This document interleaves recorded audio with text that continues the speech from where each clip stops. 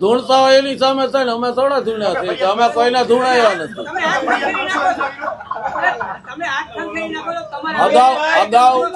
અગાઉ એવા કેસ ધૂણતા હોય તેની સામે થયેલા છે સરકારના, અને સરકારના ધ્યાન ઉપર આવશે તો જે ધૂણીને ભ્રમ ફેલાવતા હોય એમની સામે યોગ્ય કાર્યવાહી થવી જોઈએ.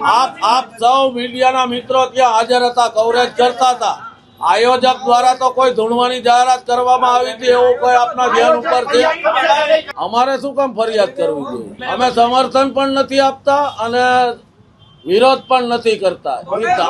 અમે ધાર્મિક માન્યતામાં માનીએ. મેં આપને દાખલો આપ્યો કે આપની ત્યાં કુળદેવીનો નવચંડી યજ્ઞ હોય અને બીડું હોમતી વખતે કોઈને માતાજીનો પવન આવે તો એને તમે શ્રદ્ધા માનો કે અંધશ્રદ્ધા માનો? આ પત્રકાર મિત્રો જણાવો તો તમે એમાં સપોર્ટ કરો કે વિરોધ કરો છો? એ સરકારના કાયદાનો અભ્યાસ કરી સરકારી તંત્રનું કામ છે. હું કાયદાનો જાણકાર નથી કે મારી એડવોકેટની ડિગ્રી નથી. એટલે ભૂત પિચાસીની એને કદાચ દેખાતા હશે, અમને દેખાતા હોત તો બેરિકેડ લગાડીને રોકી રાખત એમની. એને રોકવા માટેની કોઈ હજી યોજના સરકારની નથી કે કુદરતી નથી કે બેરિકેડ લગાડીને રોકાઈ જાય. આપ સૌ પણ ત્યાં હાજર હતા તો એ તો રોકતા હતા. જે કાર્ય કરતા હતા, આમંત્રિત મહેમાનો હતા, ભાઈ મયુરભાઈ પણ રોકવા ગયા હતા અને બાજી પીડ્યા હતા. તો એમને પૂછો તો એમને જ ખબર હોય ને. મેં તો જોયું નથી રૂબરૂ, સોશિયલ મીડિયામાં અત્યારે ક્લિપ જોઈ છે. આપ સૌ મિત્રો ત્યાં હાજર હતા, એનું ઇન્ટરવ્યુ લેવું તો ધૂણવાનું બંધ કર્યું. ત્યારે કોઈની માનહાનિ થાય, કોઈ વ્યક્તિગત સ્ત્રી પુરુષ કોઈ પોતાનું મન અંતર રજૂ કરતું હોય વ્યથા, અને કોઈની માનહાનિ ન થાય એમના માટે કદાચ એમણે અપીલ કરી હોય. વિરેન્દ્ર શાસ્ત્રી પાસે ઘણા લોકો ઉપર ગયા હતા, જેની ચિઠ્ઠી લખી હતી. આપના પત્રકાર મિત્રો પણ ગયા હતા ટ્રાય કરવા, જોવા, જાણવા. જે ગયા હોય એ ગયા હોય, એમના અનુભવ હશે.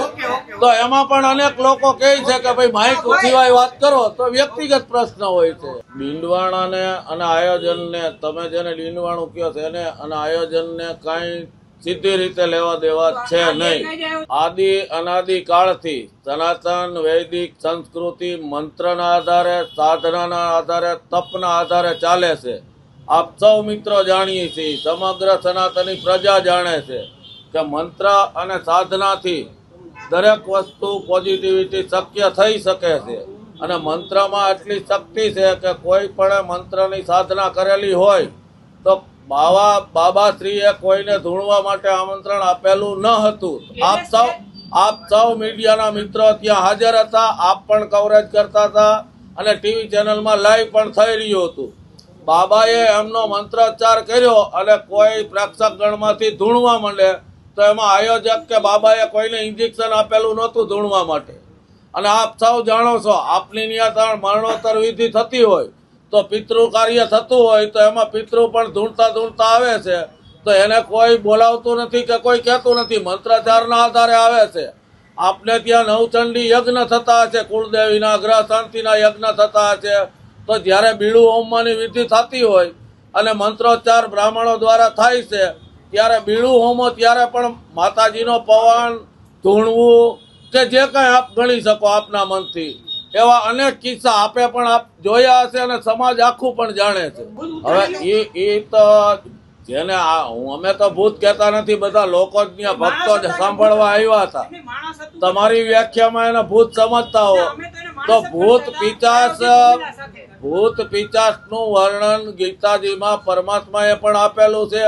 પ્રેતમાં સૌથી મોટું પ્રેત પણ ઈ છે, વૃક્ષમાં પીપળ પણ ઈ છે, પર્વતમાં હિમાલય પણ ઈ છે. પરમાત્માએ પણ ગીતામાં સ્વીકારેલું છે કે ભૂત પ્રેતનો વાસ આત્મા તરીકે આ સમગ્ર વિશ્વમાં હોય છે. એને અનુલક્ષીને કોઈના શરીરમાં બાબાશ્રીએ જે મંત્રોચ્ચાર કર્યો એને અનુલક્ષીને કંઈ પણ ઉપસ્થિત થયું હોય તો એમાં આયોજક કે બાબાશ્રીની કોઈ ભૂલ કે કોઈ ખોટું કૃત્ય કરવાની ભાવના ન હતી. મારવા જાય તો માર ખાવાની પણ તૈયારી રાખવી પડે. આ તો આપ અમારા આયોજક ઉપર કયો છો. આપણે અત્યારે અહીંયા પ્રેસ કોન્ફરન્સ ચાલુ છે અને કોઈ બે વ્યક્તિ અહીંયા લડાઈ કરે તો માનવ સહજ આપણો ધર્મ છે કે એને છૂટા પાડવા. અને છૂટા પાડવામાં આવેલા ભક્તજનો, આમંત્રિત મહેમાનો જતા આયોજકોને, હું પોતે ત્યાં હાજર હતો, મને ખબર નથી. અત્યારે સોશિયલ મીડિયામાં મેં જોયો વિડીયો. એટલે તમારું એવું કહેવાનું હતું કે તમને 2 લપાટ મારી લીધી, તમારે 4 મારવી જોઈએ એમ? પણ જે લોકોનું ધ્યાન પડ્યું એ લોકો તમને બંનેને છૂટા પાડ્યા છે. તમને કોઈ પબ્લિકે માર્યા, આયોજકે માર્યા એવું તો છે નહીં કે કોર્ટમાં કાનૂન દરેક માટે હોય છે. ફરિયાદ કરનાર માટે પણ છે, સામા પક્ષે છે. એ કેસ કરશે તો અમે અમારા બચાવ પક્ષે અમે પણ રજૂઆત કરશું. બાબાએ કે આયોજકો કે કોઈને સ્પેશિયલ બોલાવીને કોઈ દવા આપીને ધૂણાવ્યા નથી. આપ સૌને ખ્યાલ છે કે અનેક સોશિયલ મીડિયામાં ચર્ચમાં પાદરીઓ માથે હાથ મૂકીને લોકો ધૂણવા માંડે છે. અનેક દરગાહોમાં પણ એ વસ્તુ થાય છે. તાવીજ બાંધે છે, લોકો ધૂણે છે, દોરા ધાગા કરે છે, પાણી પીવડાવે છે. તો એ દરેક વસ્તુની ધાર્મિક પરંપરાઓ આદિકાળથી ચાલી આવતી હોય એને વિજ્ઞાનને કંઈ લેવા દેવા હોતો નથી.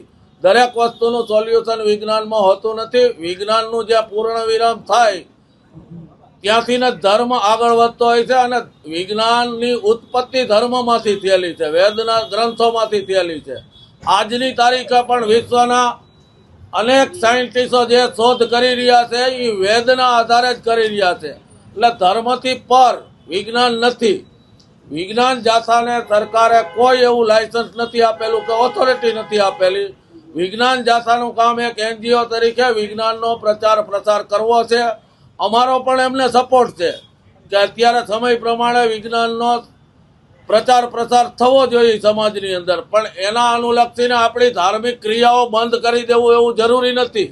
ઈસાઈ હોય, મુસ્લિમ હોય કે સનાતની હોય, સૌની એક પરંપરા ધાર્મિક ચાલી આવતી હોય એને નિભાવવી સૌની પોતપોતાની ફરજ હોય. જો તપાસીને કહીશ, મારી પાસે આયોજક સમિતિનો હું સભ્ય છું, વ્યક્તિગત આયોજન નતું મારું. મેં ડોક્યુમેન્ટ જોયા નથી. ડોક્યુમેન્ટ જોઈને આપને જણાવીશું. આયોજન સમિતિમાં 12 લોકો હોય તો દરેકને કામની વહેંચણી કરેલી હોય અલગ અલગ.